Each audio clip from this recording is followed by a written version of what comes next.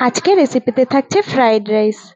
Restaurant স্টাইলে খুবই সহজভাবে হোমমেড রান্না করেছি। Hello everyone, welcome to our new blog. তো চলেন এই ফ্রাইড রাইস রেসিপিটি শুরু করা যাক। আমি এক এক করে সব সবজিগুলোকে প্রথমে সাজিয়ে রেখেছি। ফ্রাইড রাইসে যেভাবে সবজিগুলোকে কাটতে হয় ঠিক সেভাবে আমি কেটে রেখেছি। গাজর কুচি করেছি, পাতাকপি কুচি করেছি, থাকছে ক্যাপসিকাম, তাও সুন্দর মতন কেটে রেখেছি। কাঁচামরিচও কেটেছি, আদা রসুনও কুচি করেছি। প্রথমে একটি পাত্রে আমি পরিমাণ মতন তেল দিয়ে দিলাম, তারপর দিয়ে দিলাম আদা রসুন কুচি পরিমাণ মতন দিয়ে দিচ্ছি।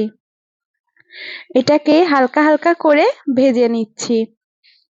হালকা হালকা করে ভাজা হয়ে গেলে দিয়ে দিলাম মাংসগুলোকেও আমি ছোট ছোট পিস করে কেটে রেখেছিলাম। মাংসগুলোকেও আমি হালকা হালকা করে ভেজে নিচ্ছি। আমি এখানে 4টি ডিম ফেটে রেখেছিলাম, তাও দিয়ে দিলাম। মাংসগুলোকে একটি সাইডে রেখে দিয়েছিলাম।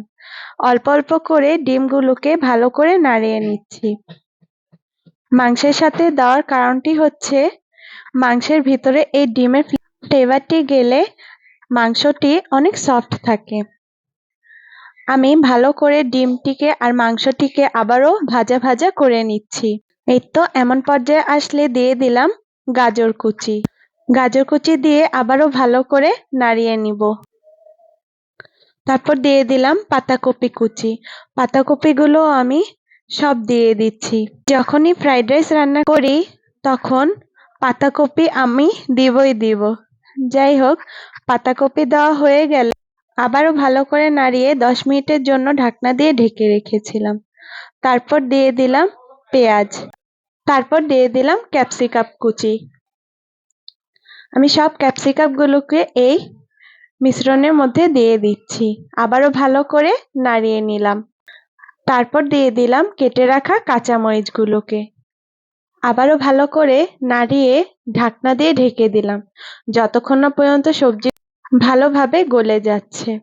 একটু পরপর ঢাকনা উঠিয়ে আমি সবজিগুলোকে ভালো করে একটু নাড়াচাড়া করে আবারও ঢাকনা দিয়ে দিয়ে ঢেকে রেখেছিলাম। সবজি গলে গেলে আমি সিদ্ধ করা রাইসটাকে এই মিশ্রণের মধ্যে দিয়ে দিচ্ছি। অল্প অল্প করে সব রাইসগুলো আমি দিয়ে দিলাম। তারপর দিয়ে দিলাম 1 চা চামচের মতন চিনি, দিয়ে দিলাম 1 চা চামচের মতন dark soya sauce. Soya sauce দেওয়া হয়ে গেলে আমি ভালো করে আবারও মিশ্রণটিকে একটু নাড়িয়ে নিব। এই তো হয়ে গেল আমার ফ্রাইড রাইস। ভিডিওটি ভালো লাগলে please like, share and comment. Thanks for watching. Bye bye.